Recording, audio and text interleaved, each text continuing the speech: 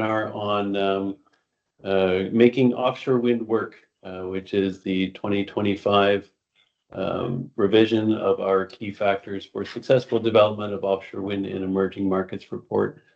So pleased to have all of you here, and just by way of housekeeping, first of all, please obviously mute your microphone.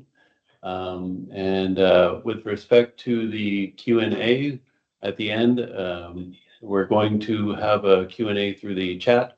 So if you have any questions that you want to ask, then please put them into the chat, and then we will answer them at the end of the webinar. So in terms of an agenda, we're going to start with a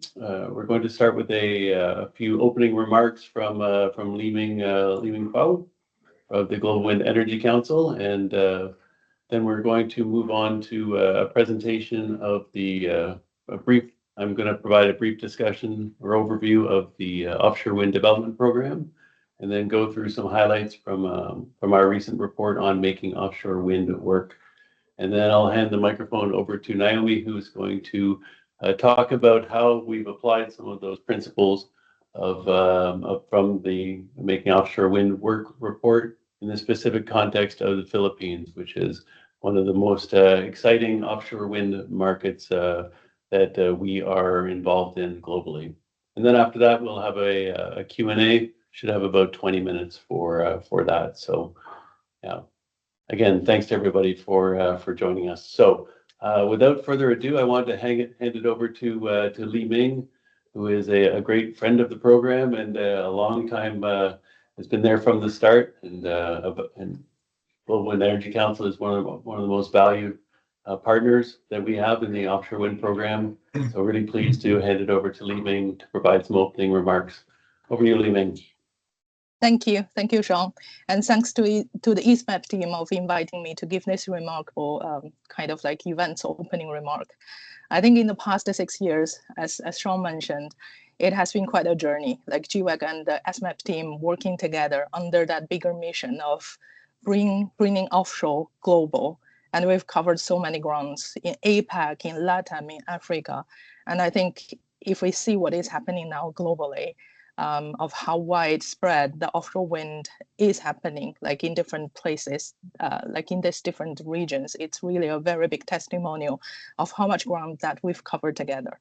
And this collaboration between GWEC and ESMAP is really one of the most successful collaboration for GWEC. And I think that all kicked off back in 2019, if I'm not mistaken. And I don't know whether this picture showing on the screen is also taken from there. But back then, it was our first study tour where it was actually quite a journey of like bringing out very diverse government delegations to the UK.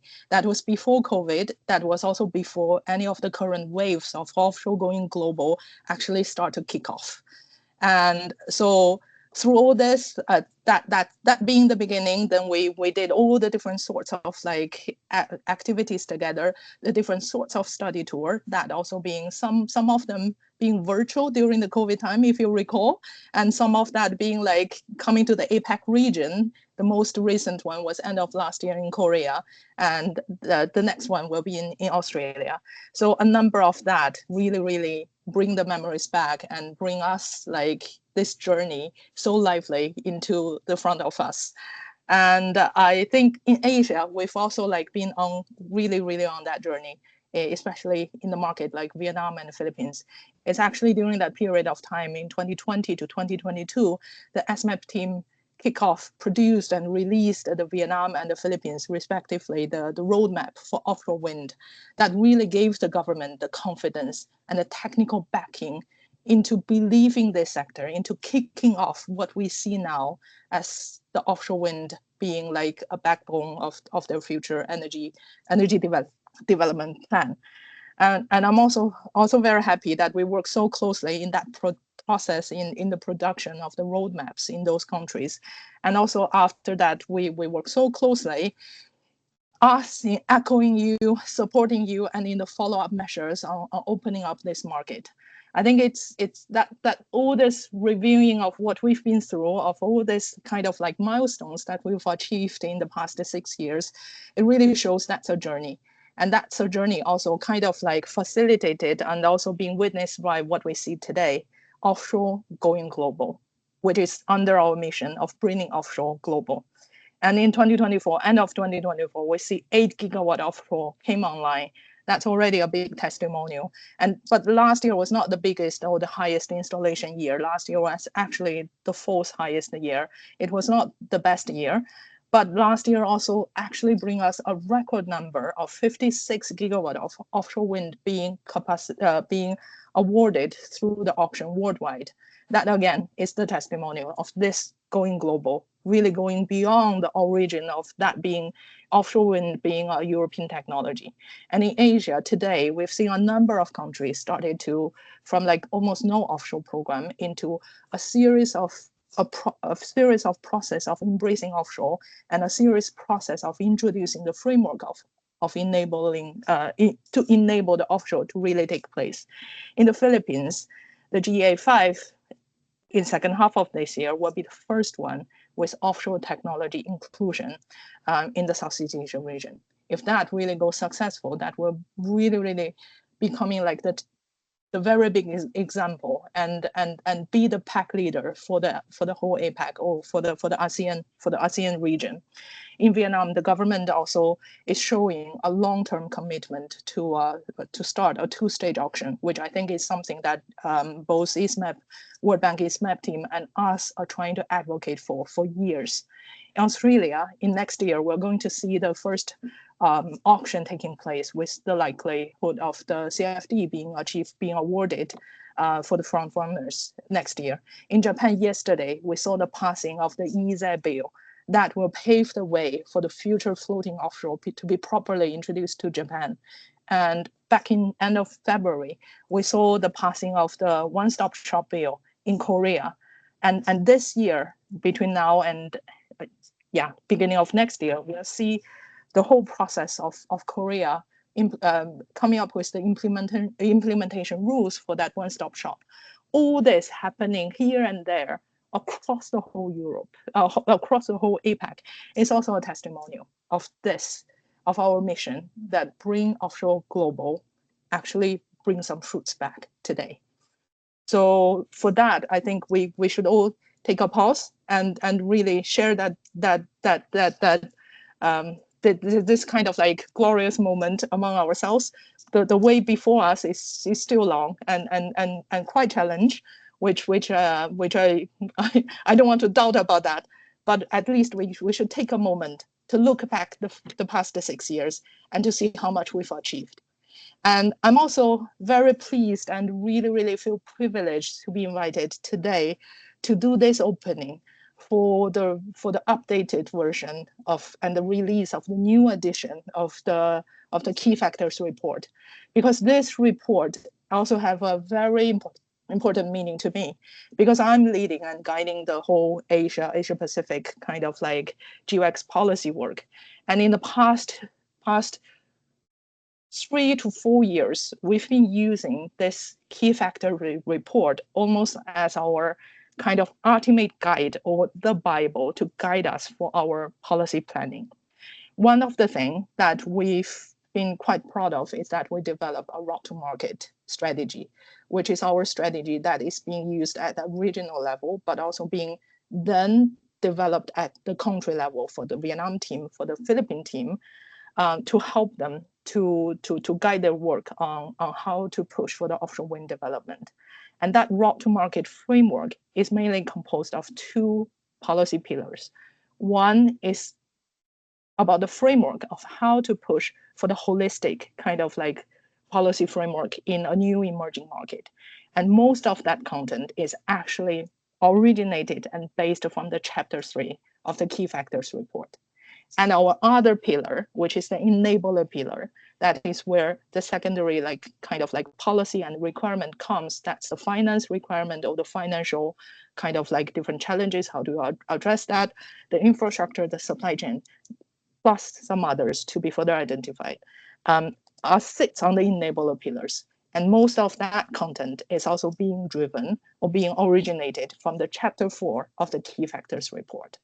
And so for us, the key factors report is very useful and pragmatic way of guiding the government around the world who are thinking seriously about like introducing the offshore wind in a holistic way to really embrace, to really use it as a unified kind of like framework and guidance to help them to introduce the holistic framework. And last but not least, the final revelation is that in our hiring process, in the past 3 years, whenever we bring new people on board who are to do the offshore work, in the final round of the hiring process, we usually give a test. And that test is for that person to have a read on the chapter 3 of the key factors report, to understand the framework and to apply that framework to the country that they're working in, and then to present, and then using that framework to analyze and present to us how they see the strategy or how they see the market's problem are. That's how useful another really live testimonial of how we find it useful, how this can be a useful case for different stakeholders, organizations like us, advocacy organization, the governments, and also others, that we all should really cherish this report and use it and apply it in the daily work. And so for that, that's why I am really here today to share a live and a real testimonial. And I will remain to be the advocate for this masterpiece of the publication. I think every sector, like the new technologies, should all have a key factors report, to be honest, going forward, kind of like provide this kind of like holistic framework kind of basis for policy advocacy, for policy makers to kind of like follow through with some guidance. And I will also remain the ultimate kind of advocate for our work, the daunting task of bringing offshore global. And with that, I'll return the floor to Sean, and thanks for having me. Thanks so much, Li Ming. That's high praise indeed, and we certainly could we really value the collaboration and the work that we do with the Global Wind Energy Council in the Philippines, Vietnam, and even further afield.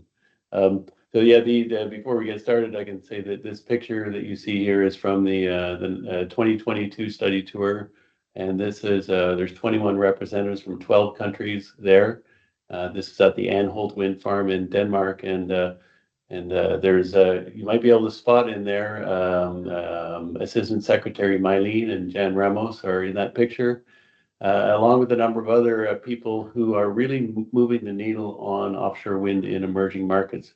There's Mr. Hung is there, who is one of the leaders at MOIT in Vietnam. You'll also see Gustavo Ponte, who is one of the leaders in Brazil as they pursue their offshore wind journey. So there's a picture tells gives 1,000 words, and this is certainly the case here. All right, so let's I'll move into the presentation. So just by way of background on the program itself, this is something that we started at the World Bank Group in 2019. It is jointly managed between ESMAP, which is a trust fund within the World Bank, and IFC. Its objective is very simple, and just to accelerate the development of offshore wind in emerging markets. And our clients are, so far we've worked with 26 countries around the world. The great majority of our focus is on 8 particular countries. So that is the Philippines, Vietnam, Sri Lanka, India, Turkey, South Africa, Brazil, and Colombia. Over the past 6 years, we have produced a lot of materials, and please visit our website and you can download any of them. We have produced technical resource maps or offshore wind potential maps in 56 countries. We have produced 8 country roadmaps so far, and Naomi is going to be talking about some of the work that came out of the Philippines roadmap. We produced 5 global reports, including strategic benefit, value of community benefits in offshore wind development, the one on integrated environmental and social sensitivity mapping, and several other reports on concessional finance, etc. And of course, the key factors report that we're presenting today. We've held 4 study tours and provided a lot of guidance to government. And lastly, I'd say that the program tends to operate as we're a big umbrella. We tend to work with, we like to work with partners very closely. GWEC, one of our founding partners in the program, but we also work with the Global Offshore Wind Alliance, Ocean Energy Pathways, WFO, and a number of other agencies as well. So in terms of the composition of the program, so within the World Bank, we have 5 staff who work on the program. So it's co-led by myself and Rafa Ben. At the country level, at the country and global level, we draw on what we call a dream team of advisors who all have deep experience in the offshore wind sector, either as developers, manufacturers, or on the government side. So our work at a country level is led by these 4 country leads, and Naomi is our lead for the Philippines. And she, along with everyone else, has between 15 to 20 years of experience in offshore wind. So this is a very deep pool. On a global level, we draw on on this group, and they cover any topic on offshore wind, from financing to biodiversity to geospatial mapping to financial to project structuring, from environmental and social consenting, permitting, wind resource measurement, etc. So this is our, as I said, our dream team, and when we're working on global products or when we're working at a country level, then we put at the disposal of that country all of the experience and knowledge that is contained within this team. So I wanted to step back just for a minute and talk about how far things have come in the last 6 years. And sometimes we lose sight of just what a momentous change is happening in the world of offshore wind. When we started the program in 2019, there was very little activity in emerging markets on offshore wind. So places like Brazil, there was very little happening. In the Philippines, there were no service contracts that had been awarded. Offshore wind was not in the energy plan. In Vietnam, same thing. There was some nearshore projects, but nothing true offshore. Colombia and Romania, the same thing. In 2019, offshore wind was really not on the map. If you fast forward to 2025, then it has been a sea change. In Brazil, there was an offshore wind law that was passed in 2025. We have over 220 gigawatts of permits in application. Here in the Philippines, and Naomi's going to be doing a deep dive on this, GF5 is running in the second half of 2025. We have about 90 service contracts that are out there, representing around 67 gigawatts of potential capacity. Vietnam has, with PDP8, has clearly indicated that offshore wind is going to be a big part of their energy mix going forward. In Colombia, we are working with the government there on the first seabed tender for offshore wind, which is the first in all of Latin America, and they're targeting 13 gigawatts by 2050. And then finally, in Romania, there's a law that they came out with last year that targets up to 3 gigawatts in the Black Sea. So if you take all of these obligations together over the past 6 years, they have gone from 0 gigawatts in 2019 to over 500 gigawatts in 2025. So there is a lot of activity. So as the markets or the countries where we work have changed, the nature of the program's support to those markets has also changed. Back in 2019, we worked on mainly on education and capacity building, so mapping technical potential. We came out with the first version of the key factors report. We did study tours because at that point, policymakers were not really aware of the potential of offshore wind. As they started to realize the potential that was there, we moved to stage 2, which is where we started generating roadmaps. And this is where the government said, okay, well, we know we've got X gigawatts here. How would we go about developing it?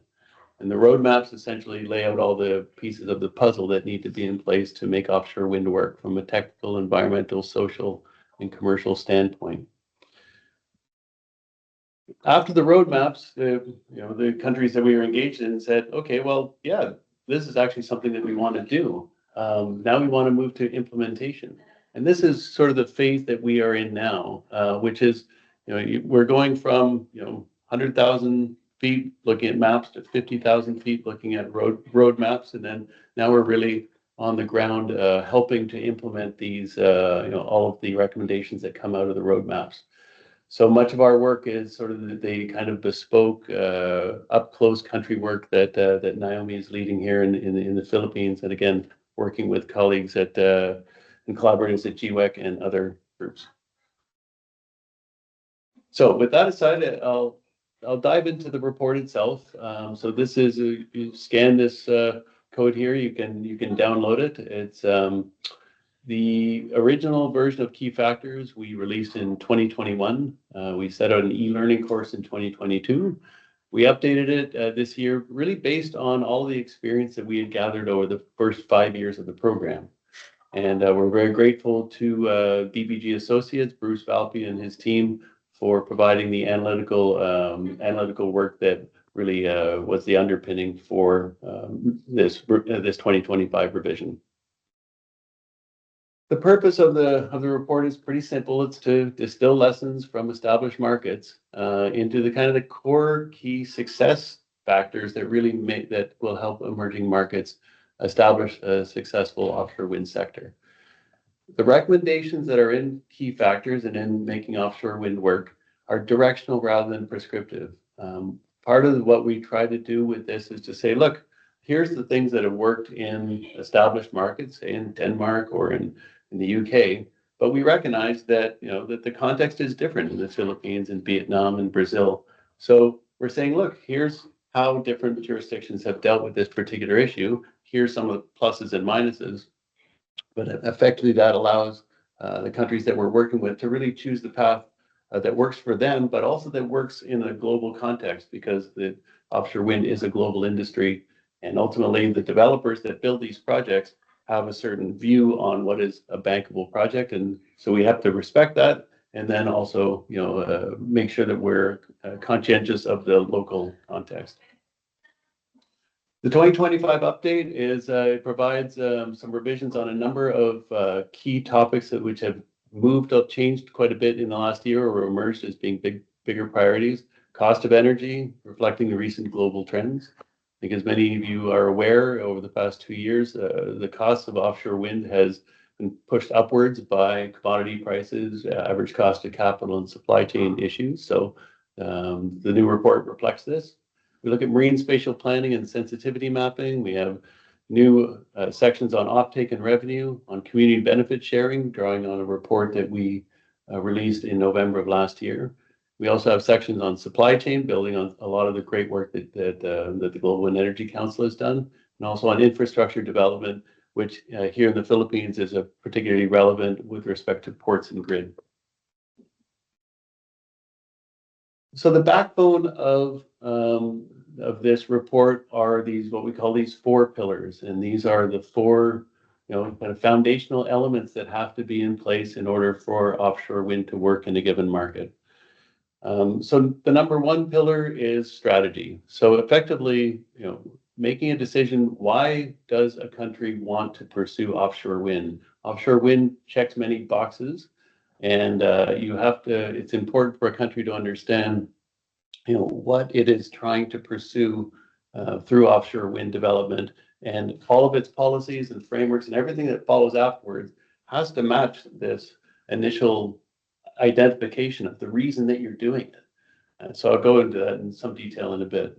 This kind of moves into then, once you've got the strategy in place, looking at the policy. So this is the implementation of the strategy, and this is the legislation that ultimately paves the way for a long-term development of the sector. That then kind of morphs into frameworks, and frameworks is really where the rubber hits the road in terms of taking those policies and implementing them on a detailed level. So things like marine spatial planning, permitting, leasing, all these processes and all these frameworks are an essential part of the long-term success of the sector.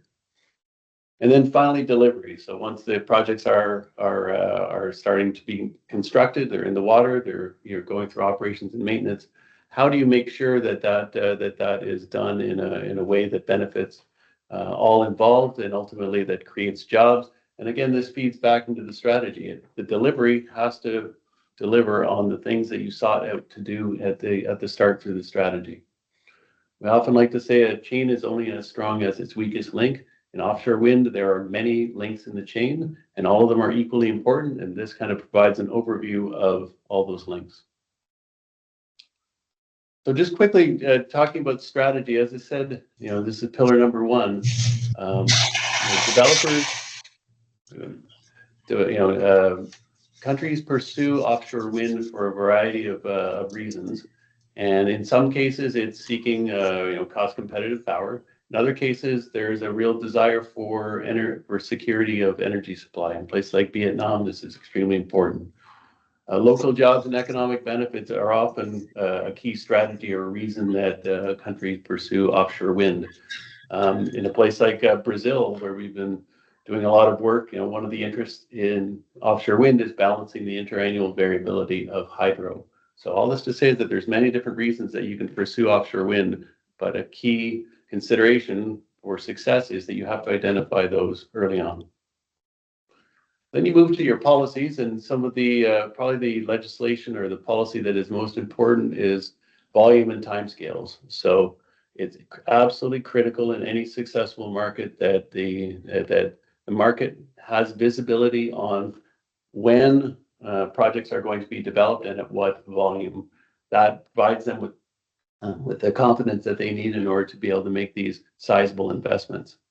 There's also issues around having policies around local jobs and economic benefits. So having a supply chain development plan, for example, environmental and social sustainability, having policies that ensure that the development of offshore wind is done in a way that's consistent with international practices for ENS, and stakeholder engagement.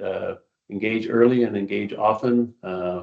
This is a key underpinning, and having policies around how that's done is really critical. And again, the report dives into each one of these in a very detailed manner. So then you move to pillar number 3, which is the frameworks, and this is the devil is in the details, and there's a lot of details here.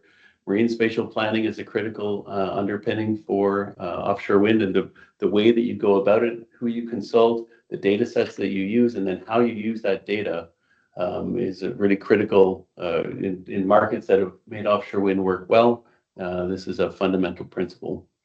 And then having your frameworks around leasing and permitting, offtake and revenue, standard and certification, health and safety, and grid. And again, the report seeks to flesh out how different jurisdictions have dealt with these issues, and provides a lot of case studies effectively to flesh out, like in real practice, how has this actually looked on the ground. And again, the idea being that the policymakers can look at this and make informed decisions on the basis of these options. And then lastly, you get to delivery, and these are the key enablers underpinning offshore wind. So this is having to do with the development of the supply chain and being able to engage with the sector in a way that works for them, where the supply chain can provide equipment and services into the industry, and be able to have the assurance that that industry will grow with their needs.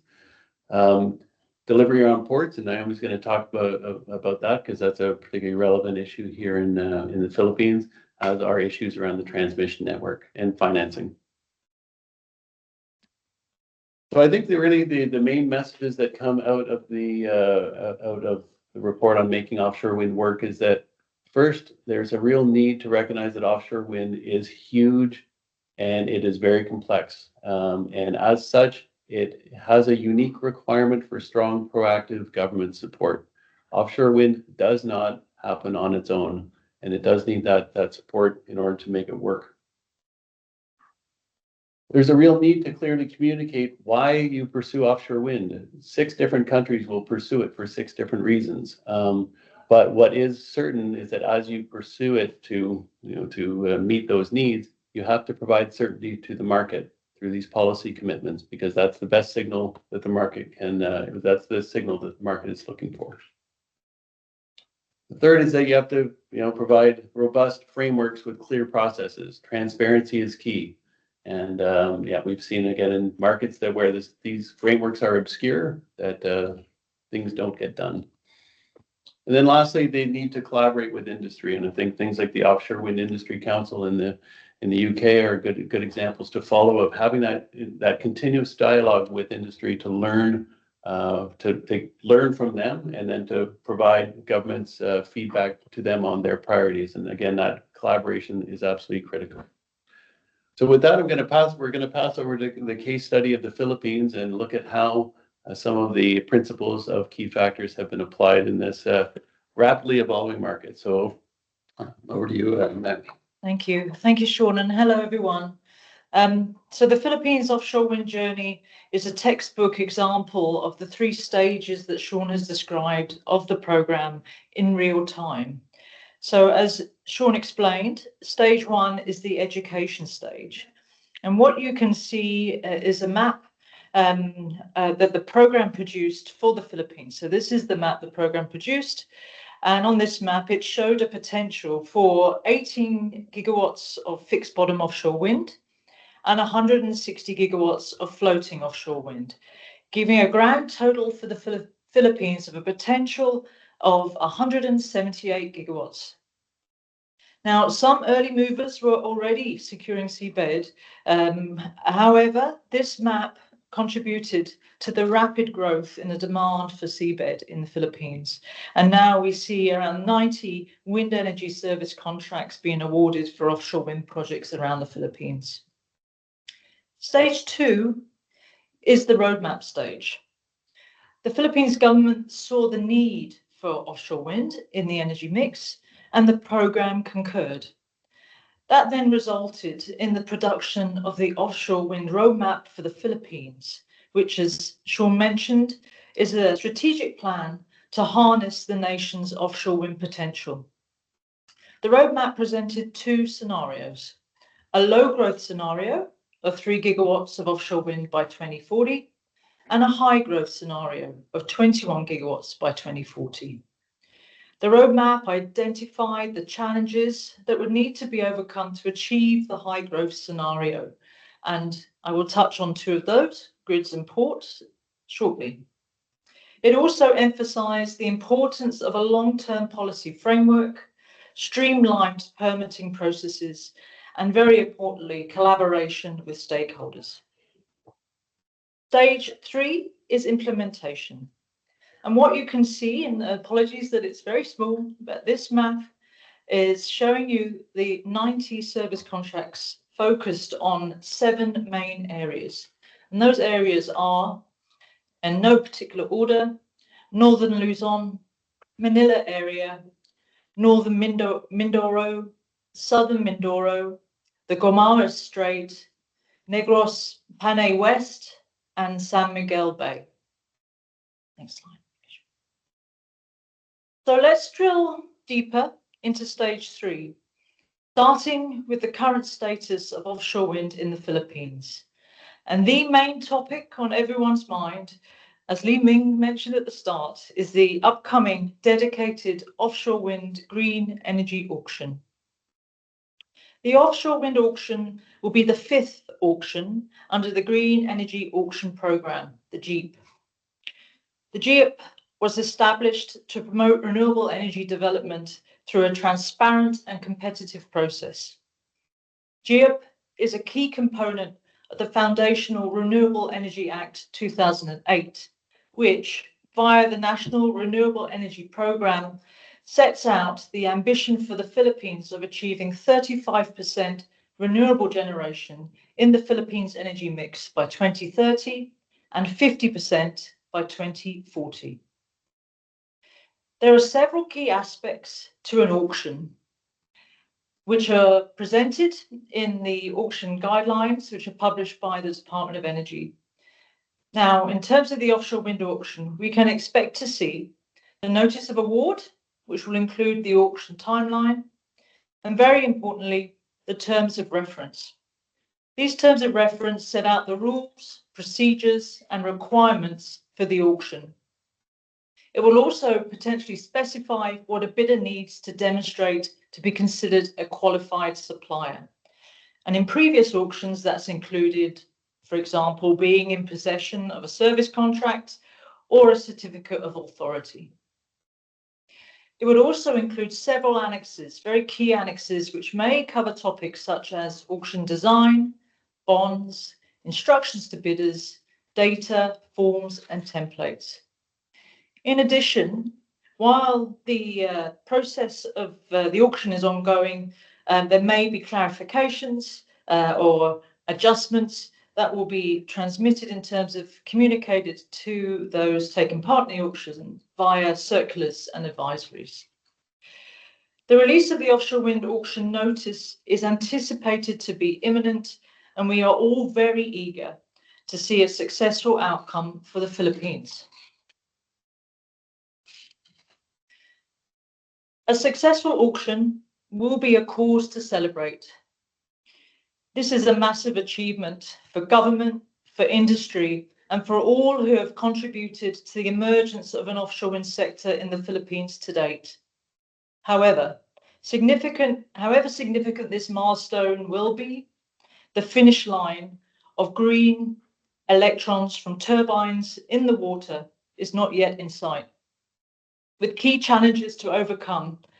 And the two I've highlighted here are grids and ports. First thing to say is that grids and ports is not a unique challenge to the Philippines when it comes to offshore wind. Where I live in Victoria, Australia, the same key challenges exist for their emerging offshore wind industry. But their challenges in the detail, as Sean says, the devil's there, is different. And what's really important is that the solutions are specific to the Philippines and the goals, short-term, mid-term, long-term, that facilitate the enabling of those renewable energy goals. So what are the challenges for grids and ports in the Philippines? So this includes for grid, limited grid capacity close to coastline. So you can see the graph, the map there that's come out of the transmission development plan, and it's clear that the lines are running down the island, but they're not necessarily close to the coast. Also, the Philippines is made up of over 7,000 islands. That requires a lot of interconnections and subsea cables. And there are, at the moment, weak interconnectors between the islands. For ports, the nuanced challenges in the Philippines include, at the moment, ports here are designed for container ships or ferries and are not wind ready. There is limited space to build new ports or to retrofit existing ones. Offshore wind requires significant space within a port. There is also uncertainty over supply chain. Where will the major components come from and how much will be localized? Without coordinated action, and that means government, developers, the transmission operator, the port operators, and the supply chain, offshore wind will remain a technically feasible option for the Philippines, but economically and logistically difficult. So finally, what are we doing on the offshore wind programme to help overcome these challenges and support government to achieve the potential for offshore wind in the Philippines? Well, at present, we are running two main streams. We are providing support to the Department of Energy, DOE, and support to the Energy Regulatory Commission, ERC. So in terms of DOE support, we are providing embedded, just-in-time expert support. And you can see a picture there of an office. That office is on the same floor as the Wind Energy Management Bureau in the DOE. And that's an office that we reside in on a very regular basis so that we're there in person to be able to provide support to the team who work incredibly hard and are working day or night almost to get the green energy auction ready. We are there with them to help them should they have any questions or whether they need a rapid response to something that's a challenge that they just want to understand. How does the global industry deal with X, Y, and Z? We also have done and are hoping to do more knowledge exchange. So this has been in the form of technical workshops that we've run with Department of Energy and other departments within government, but also looking at potential training needs for the department staff so that, again, they can benefit from that depth of expertise that Sean showed you at the start of the presentation that we luckily have within the offshore wind programme. And then there's the study tours. And Sean mentioned the photo at the start, but here's another one here with Jan and Mylene on. These study tours are invaluable. And we are really very, very supportive of them, not just in terms of, being facilitators for them, but also working with other agencies like GWEC, like the UK government and other donors to help facilitate these study tours for key members of the Philippine government so that they can really experience offshore wind firsthand. They can talk to operators in the space who are actually doing the work in other jurisdictions, and they have that chance to benefit from that and bring it back to the Philippines and bring it back to their teams. Then we're providing technical assistance and analytical work. Now, this is both to the Department of Energy and to ERC. And you can see just underneath that there's a terms of reference that we have just started with the ERC. And that terms of reference is there to, again, support them to be ready in time for GR5, but also to go beyond. So to provide other analytical support that they need to support them so that they don't just stop at the auction. They are ready to implement and support the industry as it goes beyond that auction, and also support the industry as it continues to grow. Thank you. Thank you very much, Naomi. So just in conclusion, I think what we've seen over the course of the presentation is that the program, the Offshore Wind Development Program, has evolved to meet country needs, much more focused now on providing just-in-time guidance to governments as they scramble to implement the various ambitious targets that they put in place. This support that we provide, I think, is more timely and more important than ever, just given the turbulence in the sector and the difficulties that we've seen over the past 2 years, as offshore wind has gone through a difficult cycle. But we all know it as it emerges from the other side and becomes an important part of the energy landscape. It's important that we're there to help countries lay the foundation so that it's able to flourish. And a key part of this is really comes from the lessons learned from making offshore wind work. Li Ming mentioned at the outset, she referred to it as the Bible, and this is what we call it internally as well.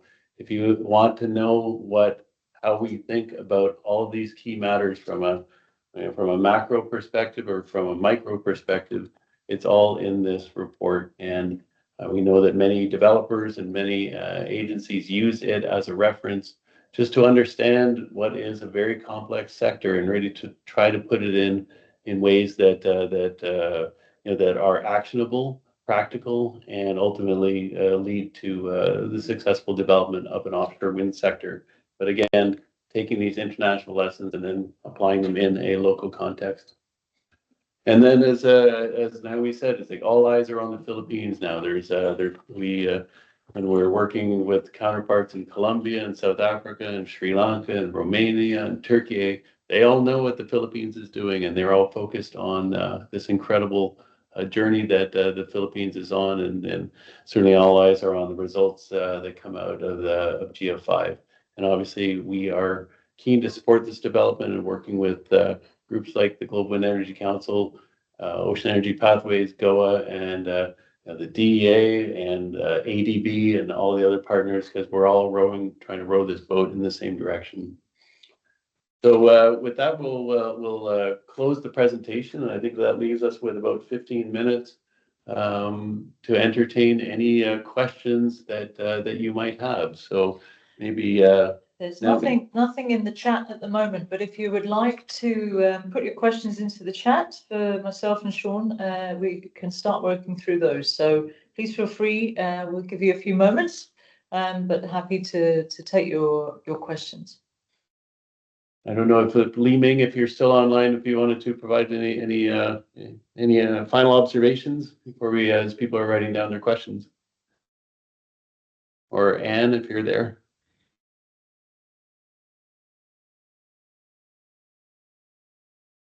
Okay. We have a question. All right. The question reads, can you talk to the range of wind speeds and any measures needed to prepare supply chain for low wind speed areas? That's an excellent question. It's, as many of you know, offshore wind was really born in the North Sea. That's where the first offshore wind farm was installed in 1991. The North Sea has very high winds, 9.5, 10 and a half meter per second winds. And as a result, the offshore wind supply chain really made class one machines. As you move into emerging markets, it's true that you do not always have those same wind conditions. You don't always have the same ground conditions either. In the Philippines, you have to deal with issues around typhoons. You have to in certain countries, you have to deal with issues around seismic activity. So all that to say is that what works in the North Sea doesn't necessarily work in emerging markets. So there's a move to, in general, the threshold that you're looking at for offshore wind is around 7 meters per second and greater. 8 meters per second is really good, and then 9 meters per second is really stellar. As you're looking at some of the lower wind areas, there are solutions to be had through larger rotors, and for onshore wind, certainly the larger rotor machines are able to get good capacity factors from lower winds, and the same is true for offshore wind as well. But it comes from making sure that you've got the turbine that suits the application. And again, this also applies to the foundations and all the other design elements as well. So, but yeah, it's what I'll also say is that there's one of the things that you might have seen in the roadmap is there's a lot of the potential for offshore wind in the Philippines is floating. It's in very deep waters, and so as the sector progresses, it'll be able to access, first of all, lower wind speed areas, and it'll also be able to access deeper areas as the technology develops. But it's very much an evolving art. Right.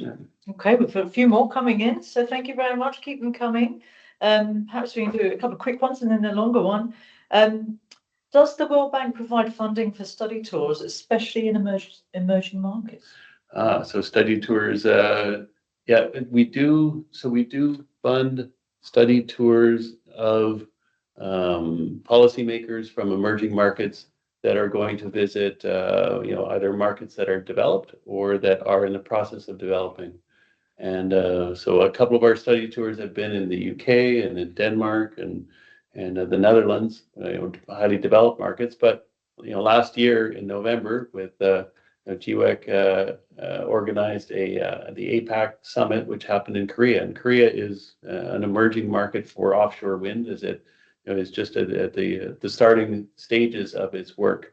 In September of this year, we're joining the APAC summit again in Australia. I'm visiting Naomi, and in Australia is really starting up its sector, and I think there's a lot of lessons learned to be gained from there. So yes, we do support this, and and work with a lot of partners on making sure that we get the right people in the right place.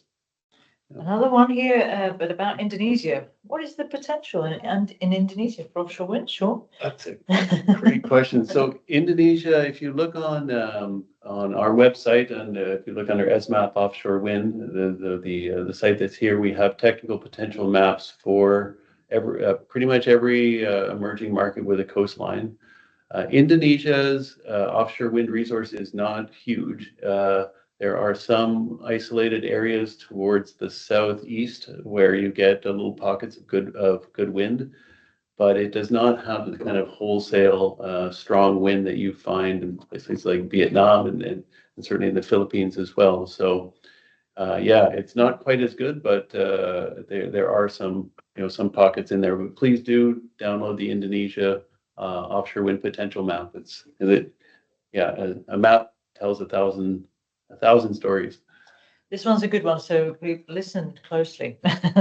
In conservative or risk-averse markets where the uptake of certification bodies tends to be slow, what policy mechanisms or institutional frameworks can be employed to encourage early engagement and build trust in certification processes?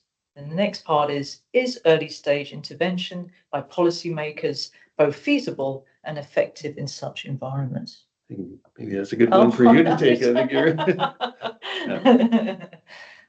So with this one, in terms of mechanisms and frameworks which can be employed to encourage, early engagement and build trust, the process is it really is very much around. I guess you start off at the very top of the pyramid in terms of political will. And as Sean mentioned, that first pillar around strategy, that one really, in terms of the need for offshore wind, that's really the fundamental question that needs to be answered by government, by politicians, even at the stage in which people are voting, so that they can, sort of put them and build them into their plans and their policies. They can make those public, so that people have a chance to firstly hear them and then to potentially vote on them.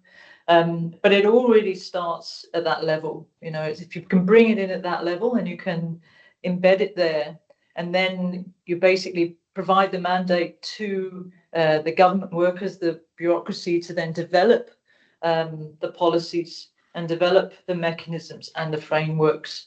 That makes life a lot easier. If you try and do it from the bottom up, that it makes things a lot harder.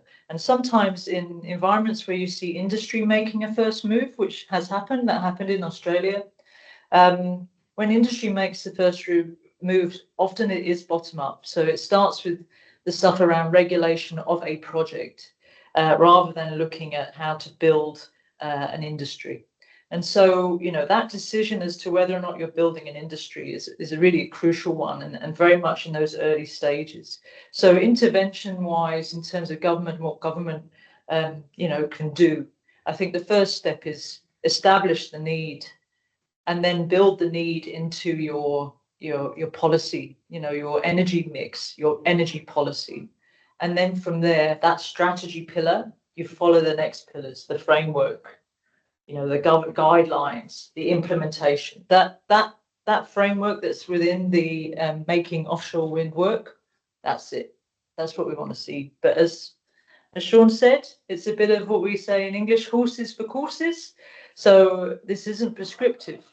Different jurisdictions will have different approaches. But if you follow that, I don't think you can go too far wrong. What do you think, Sean? Fully agree. Brilliant. Okay, I've got another one here, but it's a bit techie. So here we are. What is the range of wind turbines in kilowatts or megawatts in offshore wind turbines? So what's the smallest or what's the biggest?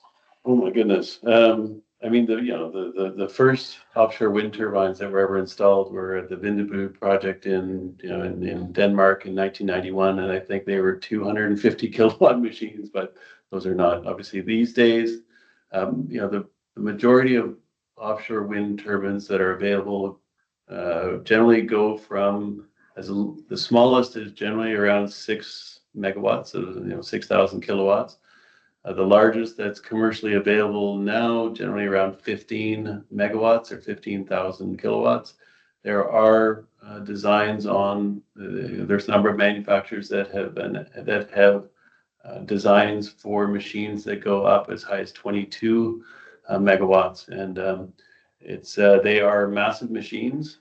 When we did the study tour in 2022, we actually brought the delegates from the Philippines and Vietnam and from the other countries up to a place called the Offshore wind test site in northern Denmark, and there at the time was a Siemens Gamesa. I believe it was a 14 or 15 megawatt machine that at the time was the largest turbine available, period, but they have since gotten bigger. So yeah, they range in size, but generally when the seabed is a precious thing, and if you can get a certain number of a certain power with a larger machine and fewer emplacements, then you're in good shape. But it's all you're trying to optimize for cost, and so sometimes if you'll use a smaller turbine, if it ultimately results in a cost of energy that is that is lower. So yeah. Okay. So there's a Philippines-specific question here. Can you also share some more details on who does what, when, for transmission connections? How much information on transmission connection is provided in the auction documents in the Philippines? So thank you for that question. Probably first thing I should say is, in terms of anything that's in the upcoming auction, that's not something that we can talk about here. But what we can do is just sort of give you an overview. I'm no expert on the transmission system in the Philippines, but just what I know. So there is a national grid operator here, NGCP, and NGCP are a single transmission operator. They have a concession with the Philippines government to deliver transmission. And their instructions on what transmission to deliver and where comes through that transmission development planning that they do on an annual basis. And the priorities for them is delivered by the Energy Regulatory Commission. So that's where they get their instruction, if you like, as to what the priorities are. And that's how the system in general is planned. In terms of the Renewable Energy Act itself, that does put in place a preferential, if you like, position for renewable energy projects to dispatch to the grid. But in terms of details that will be included or asked for in the auction documentation, that is yet to be known and will only become known once the documents are released. So thank you. We've got a Vietnam question here, Sean. Vietnam has huge offshore wind potential, but very little progress has been made so far. What are the main challenges according to your study? And I think this has to be the last question, I'm afraid. Yeah. So yeah, we just spent last week in Vietnam, and that's there's one important thing in Vietnam is that they have in PDP 8 there are very ambitious targets for offshore wind. 6 gigawatts by 2035 and over 100 gigawatts by 2050, at which point it would represent about 15% of their total total power. So yeah, in Vietnam, it's right now there are a series of decrees that have come out that have provided some clarity on the procurement process going forth. We have recently released some recommendations on a procurement framework for how the government might go about securing or doing competitive auctions for those first waves of projects. I think it's Vietnam has an incredible offshore wind resource. It is located close to demand. It'll help a great deal with energy security. So there's strong motivation. Now it's really a matter of just putting in making sure that auction has the details right, that it ultimately results in bankable projects. And so there's some really solid work that's going on, and we're supporting them. GWEC is also doing some fantastic work in supporting the government. We're very confident that in Vietnam, it's definitely a case of when, not if. But there is no doubt that in 10 years' time, that offshore wind is going to be a common sight along the coastline, just because all of the ingredients are there to make it work. So very optimistic for Vietnam. Yeah, thanks everybody for your questions. I don't think anybody. I think I was supposed to tell a joke, right? I think this is part of the agenda. So I'll leave you with one joke, which is what song did the offshore wind turbine sing to its upwind neighbor? What song did the offshore wind turbine sing to its upwind neighbor? The answer is "Wake Me Up Before You Go Go." Yeah. So just wanted to leave you with that, just to put a smile on your face at the end of the day, because ultimately it's yeah, we've got to smile as we march forward. So please do download this report and let us know if you have any comments. And yeah, we really appreciate you taking the time with us today to go through the agenda on the Philippines and on the new report. Thanks everybody, and we will talk to you soon. Yeah. Thank you. Thank you. Bye.